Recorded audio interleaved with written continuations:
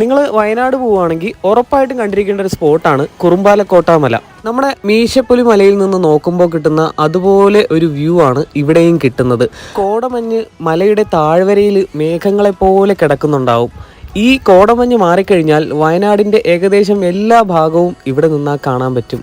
ഇവിടുത്തെ സൂര്യോദയമാണ് വളരെ ഫേമസ്.